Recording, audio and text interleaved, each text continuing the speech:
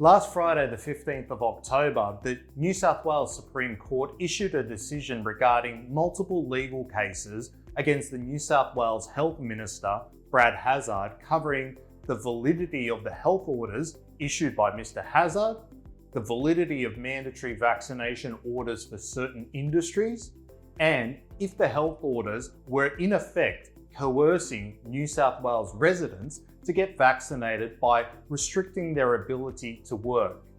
Today, we're going to break down parts of the decision that are relevant to a business from a HR and workplace relations perspective and consider any implication for businesses in this space. So first, let's cover a couple of the key points of the decision. Firstly, the decision was made in relation to the health orders that were in effect prior to 11 October 2021. And the large majority of these orders have already been rescinded by the New South Wales government. So effectively, a large part of the case examined past health orders rather than the current ones. Secondly, the legal arguments were constrained to the legality of making and the associated implications of orders made by Mr Hazzard and the New South Wales government, and do not consider additional decisions made by individual businesses regarding vaccination. This is an important distinction, which we'll cover in more detail when discussing the HR and workplace relations implications for business.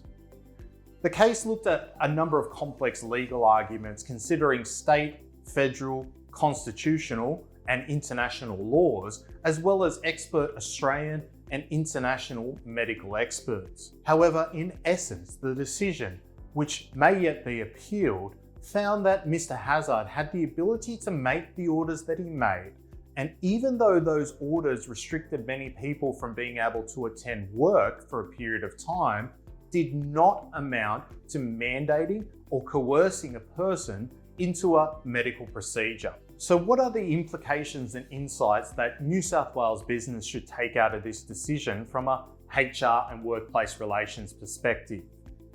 We really want to highlight and emphasise that this decision only dealt with the New South Wales health orders and not with individual businesses making their own decisions regarding vaccination that are above and beyond the health orders.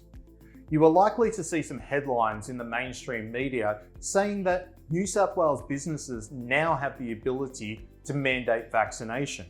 However, it should be remembered that this was a case about the reasonableness of government orders, a number of which were temporary. In our view, the same considerations and risks for businesses regarding mandatory vaccination are basically the same after this decision as they were before the decision.